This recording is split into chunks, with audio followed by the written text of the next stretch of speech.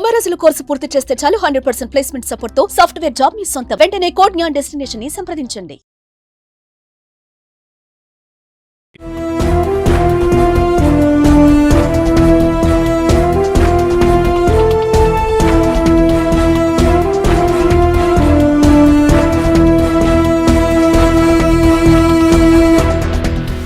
Hi నమస్తే, welcome to Suman TV. తన భర్తే తనకి కాలయముడయ్యాడు. తన భర్త న్యూడ్ కాల్స్ చేపిస్తూ భార్య దగ్గర అక్రమ సంపాదన చేసేందుకు ఆయన కొన్ని యాప్స్ని యూజ్ చేసి ఆమె పాలిట కొంత ఇబ్బందులకు గురి చేసేటువంటి ప్రయత్నం చేశారు. అయితే భర్త ఈ విధంగా చేయడంతో ఆ బాధితురాలు పోలీస్ స్టేషన్కి వెళ్ళింది. బట్ పోలీస్ స్టేషన్లో కూడా న్యాయం జరగకపోవడంతో తిరుపతి ఎస్పీ ఆఫీస్ని ఆశ్రయించింది.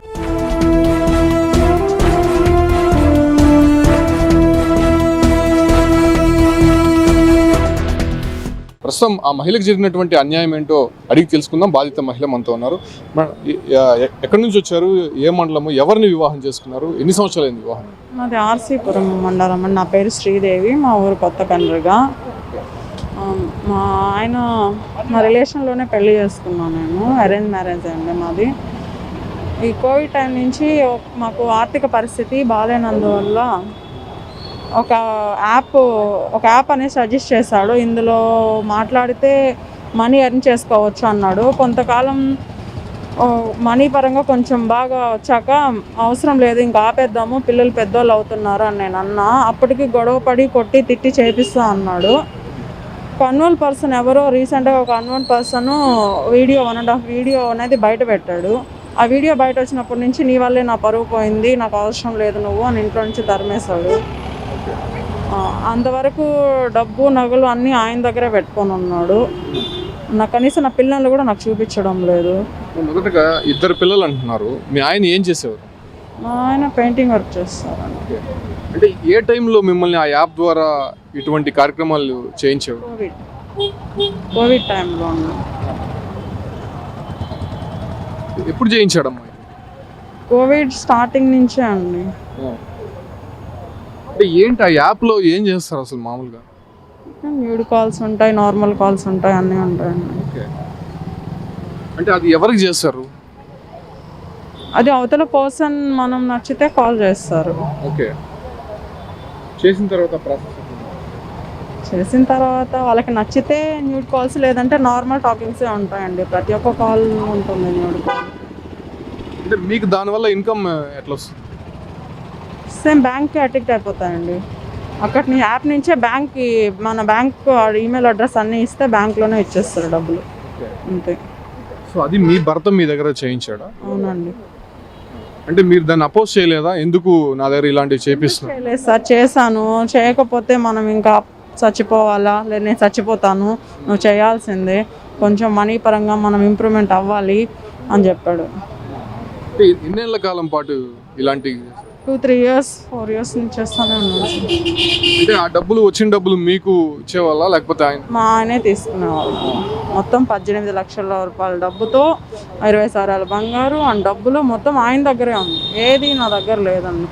మొన్న డివోర్స్కి నువ్వు నాకు అవసరం లేదని వదిలేశాక డివోర్స్ నోటీస్ పంపించాను, నా లైఫ్ నేను చూసుకుందాం అనేసి. పిల్లల్ని చూడక 2 months అవుతుంది. స్కూల్ దగ్గరికి వెళ్ళాను, డివోర్స్ నోటీస్ పంపించేశాను కదా, నా పిల్లల్ని నేను చూసేదానికి వెళ్తే ఏంటి, తల్లో రక్తం వచ్చేలా కుట్లు పడేలా కొట్టారు, ఇక్కడంతా కొట్టారు. మళ్ళీ అక్కడి నుంచి బలవంతంగా ఆటోలో తీసుకెళ్ళి వాళ్ళ ఊరు కాడ చెట్టుకు కట్టేసి మరి అక్కడ కొట్టారు. మెడలో ఉండే చైన్లు అన్నీ తెంపుకునేంటున్నారు. దీనికి వాళ్ళ పేరెంట్స్ సపోర్ట్ కానీ లేకపోతే మిగతా వాళ్ళు ఎవరైనా సపోర్ట్ చేస్తారండి. మా అమ్మ ఇంట్లో వాళ్ళు ఎవరు సపోర్ట్ చేయరు, వాళ్ళ ఇంట్లో వాళ్ళందరూ సపోర్ట్ చేస్తారు. అంటే దాంట్లో నుంచి ఎంత 18 లక్షల పైన సంపాదించారు? అవునండి. ఆ డబ్బులు మీ దగ్గర అసలు ఏం లేదు నా దగ్గర. కనీసం ఫోన్పే అకౌంట్ కూడా నా దగ్గర లేదు. అన్నిటికీ ఆయన నెంబర్సే ఉంటాయండి. అంటే మీరు మొదట్లో ఇష్టపడి చేశారు, మళ్ళీ ఎందుకు మీకు ఆయనకి గొడవలు వచ్చాయి? ఇష్టపడి ఏ అమ్మాయి చేయదండి, కష్టంగానే చేస్తా. ఇష్టపడి ఎందుకు చేస్తాను, ఇంకేం చేయాలి, నాకు నా భర్త కావాలి, అప్పుడు నాకు కావాలి, ఇంకా ఆయన చచ్చిపోతానంటే ఇంకేం చేయాలి, కంపల్సరీ చేయాల్సి వచ్చింది. కొంచెం మెరుగుపడ్డాక ఆర్థిక పరంగా కొంచెం సెటిల్ అయ్యాక అవసరం లేదు అని చెప్పాను. అప్పుడు కొట్టాడు, చేపించాడు. సో అప్పటి నుంచి మీతో మాట్లాడడం లేదా? లేదండి. ఏమంటే ఏమంతవరకే మాట్లాడతాడు. సో ఏంటి ఆ తర్వాత ఏం చేశారు? కంప్లైంట్ ఇచ్చారు? కంప్లైంట్ ఇచ్చాను సార్. అక్కడి నుంచి కొట్టిన తర్వాత కంప్లైంట్ ఇచ్చాను. అక్కడ కానిస్టేబుల్ ఒక ఆయన రాంగ్ మెసేజ్ వాట్సాప్ నెంబర్ తీసుకొని మెసేజ్లు అసభ్యకరమైన మెసేజ్లు అన్నీ చేస్తున్నాడు. నీకు నచ్చితే ప్రొసీడ్ అవుతాను, మీతో మాట్లాడాలి, బయట కలుస్తారా అని చేస్తున్నాడు.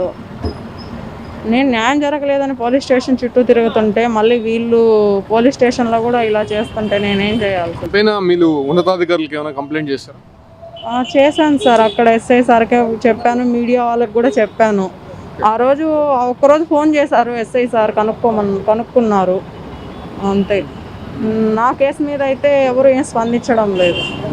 మీ భర్త పైన కంప్లైంట్ ఇచ్చారు కదా, సో అప్పుడైనా వాళ్ళు ఏమైనా రెస్పాండ్ అయ్యారా? అక్కడి నుంచి రెస్పాండ్ అవుతున్నారో అవ్వలేదో నాకైతే తెలియడం లేదు సార్. నాకైతే ఏ ఫోన్స్ రావడం లేదు, పిలిపించడం లేదు మమ్మల్ని స్టేషన్కి. కనీసం పిల్లలన్నా చూసుకోవాలని అనిపిస్తుంది సార్. పిల్లలు కూడా వాళ్ళ దగ్గరే వాళ్ళ దగ్గరే ఉన్నారు సార్, నా దగ్గర లేదు సార్ పిల్లలు కూడా. మీకు కంప్లీట్గా చూపించడం లేదు, మీకు వాళ్ళకి సంబంధం లేని విధంగా దూరం పెట్టారు. అవును సార్. సో ఏం చేయబోతున్నారమ్మా ఫైనల్గా? ఇక్కడన్నా న్యాయం జరుగుతుందని ఎస్పీ ఆఫీస్కి ఒక కంప్లైంట్ లెటర్ తీసుకొచ్చాను సార్. 2-3 డేస్ నుంచి తిరుగుతున్నా. వీళ్ళు కూడా సార్ లేరు, మీటింగ్స్కి వెళ్ళారని చెప్తున్నారు. ఇంకా ఇక్కడ కూడా న్యాయం జరగలేదు అంటే సూసైడ్ చేసుకొని చనిపోవడం తప్ప నాకు ఇంకేం ఆప్షన్ లేదు సార్. అంటే మీ ఆయనకి ఆ టెక్నాలజీ ఒక పెయింటర్ వర్క్ చేస్తున్నారు, సో ఈ విధంగా చెయ్యొచ్చు, న్యూడ్ కాల్స్ చేయొచ్చు అనే విధంగా ఆయనకి ఎట్లా తెలిసింది? ఏమో సార్ నాకు తెలియదు. ఆయనకు వాళ్ళ ఫ్రెండ్స్ ఎవరైనా చెప్పారో ఏమో తెలియదు, నా దగ్గరకు తీసుకొచ్చి చెప్పాడు. ఆ రకంగా 2-3 ఇయర్స్ మీ దగ్గర అవును సార్. చూస్తున్నాం కదా, ఈ మహిళ తిరుపతి ఆర్సీపురం మండలంలో ఉంటుంది. అంటే కరోనా టైంలో ఆర్థిక పరిస్థితులు బాగాలేనటువంటి సమయంలో తన భర్త ఒక యాప్ ద్వారా అంటే ఇతరులకి న్యూడ్ కాల్స్ అంటే ఇంటర్నెట్ కాల్స్ చేయించి దాదాపు 18 లక్షలకు పైగా సంపాదించాడు. అయితే సంపాదించిన తర్వాత తనని పూర్తిగా దూరం పెట్టాడు, పిల్లలకి కూడా దగ్గర కానికుండా చేస్తున్నాడు.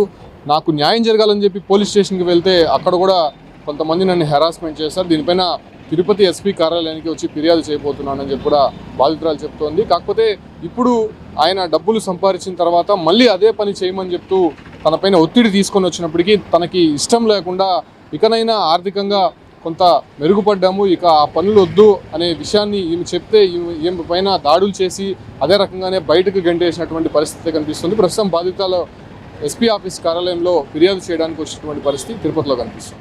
సుమన్ టీవీలో మీ పర్సనల్ అండ్ బిజినెస్ ప్రమోషన్స్ కోసం కింది నెంబర్కి కాంటాక్ట్ చేయండి.